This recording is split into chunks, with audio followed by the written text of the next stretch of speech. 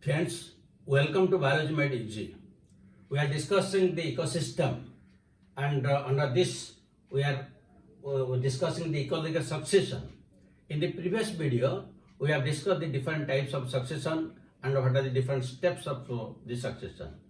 Today in this video, we will discuss succession of plants. How the plants have been in different serial stages, how they have come to the climax community. Now, depending upon the area, the bare area from where it starts, the succession of plants is usually of two types. Succession of plants is of two types. It may be xerarch or it may be hydrarch, or you can call it as XEROSERE and this as HYDROSERE.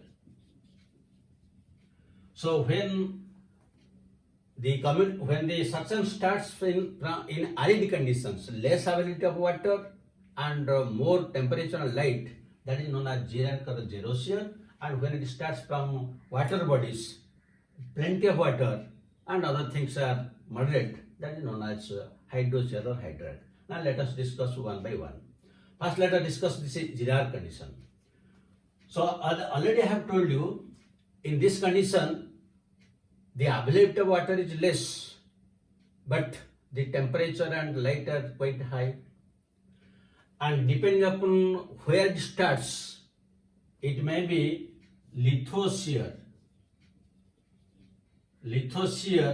or it may be samosere. Sere means these stages. Lithosere means when it starts from rocks, and samosere when it starts from sand. This is the difference. So when the xerarch starts, suppose let us take this case of lithosere. So lithosere means only you will find bare rocks are there. And what type of plants will be found in a bare rock? Nothing. But how in this bare rock the climax community will develop? It will develop in several stages which are known as serial stages. So these stages are number one. Number one is the lichen stage. Lichen stage. Now in lichens we know different types of lichen, crustolichen, foliose and fruticose lichen. Lichens usually grow on the surface of rocks and barks of trees where no other community is there. Now suppose this is one rock surface, and here there is no plant bud is there, but on this surface the crustose lichens can grow. Here the crustose lichens can grow. Why their name is crustose? Because they form incrustations. And in chemistry you know what is incrustation. That means when you blow by means of pipe, the compound is attached to the charcoal and it will never be detached. Even if that is broken down, charcoal will be broken down, but that compound will not be separated. That is the incrustation. In the same manner here the crustose lichen is a tight layer to rock surface. It will not be detached. So crustose lichen. And this crustose lichen, when it grows on the rock surface, usually it secretes carbonic acid. And this carbonic acid disintegrates the rock surface, forming small particles, which we can call as soil particles. And on these soil particles, the first one is crustose. The next will be foliose lichen. And finally, it will lead to fruticose lichen. And the different examples of this are, we can take Parmelia, Rhizocarpon. These are the different lichens which grow on rock surface, and due to formation of soil particles, some new soil layers are formed, and again when these lichens die, some amount of organic matter is added. Now the surface of rock is favorable for the incoming of new communities and replacement of these lichens. So the second one is moss stage. Moss stage. Now in moss stage again you will find there are different types of mosses. Some mosses are there, they can grow in xerophyte conditions. while some can grow in as amphibians. So initially, after these lichens, the mosses which grow, they are usually Totula, Grimmia. These are the xerophytic mosses which grow, and due to their growth, again some usually the mosses have a capacity of water holding. There are water holding capacities there. So from the atmosphere they will capture some amount of moisture, and again during their death some organic matter is formed. That means on the rock surface now some more amount of soil is formed along with organic matter, and now this will be replaced by other forms of mosses like sphagnum, polytrichum, and funaria. And once this type of mosses are formed, again there will be addition of more organic matter and more moisture holding capacity. And now the condition changes, so that again the another type of community will invade that area and these will be replaced. So the third stage is herbaceous stage. Herbaceous stage. Now in this herbaceous stage, now some amount of soil is, a thin layer of soil is formed along with some the moisture content. Now it is favorable for growth of some herbaceous species. And the first herbaceous species will be some annual species.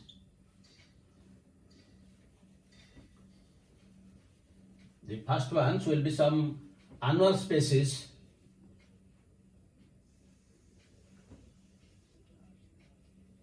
Some annual species, and this annual species maybe one example is Aristida.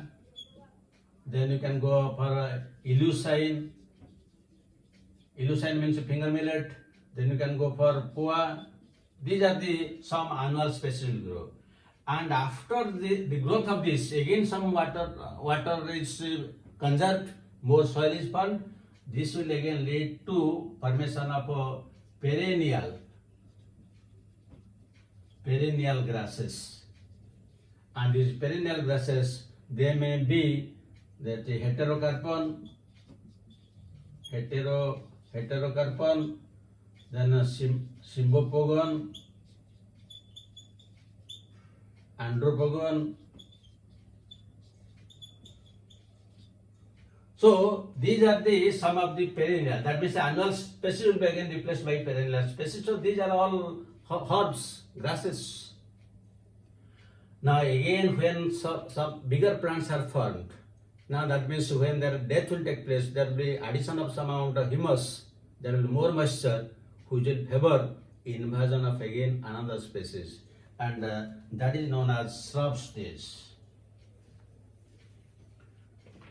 So the fourth stage is shrub stage. So in shrub stage, some bigger plants will invade that area. So these are usually perennial. These are perennial woody plants. You mark here there are annual grasses followed by perennial grasses. Now they are substituted by perennial woody plants instead of grasses. Now they are substituted by plants. So the examples of these are usually examples. One is acacia. Then you can go for Ziziphus. Then you can go for this Prosopis. But you are very acquainted with acacia and Ziziphus. So these are the different types of shrubs that will invade in that area. Now after this is shrub stage, some bigger plants are formed. So when they will die, there will be formation of more humus, and that will favor the formation of the climax community. So the fifth step is the climax stage. And depending upon the availability of the moisture, temperature, light, different types of forest, different types of trees will be formed here. There will be different types of gymnosperm like pines, or you can tell different types of conifers, angiosperms, they will develop. So this is how the succession takes place in case of the arid conditions, the jelly conditions. Now you come to the hydra condition or hydrosere.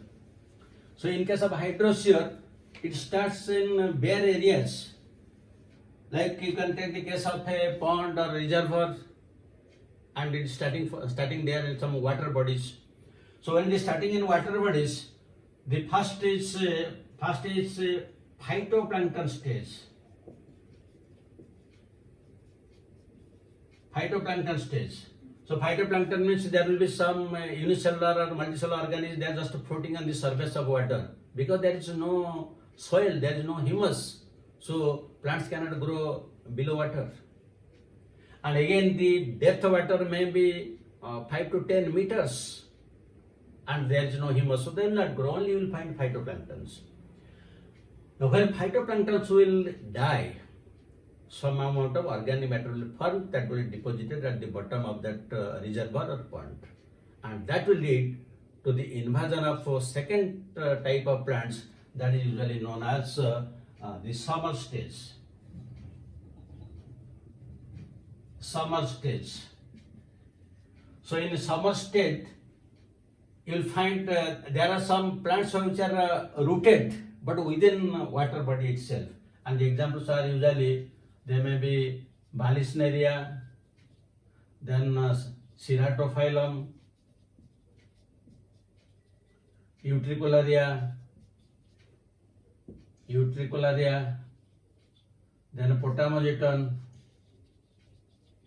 These are some of the plants which grow, they are rooted but within water.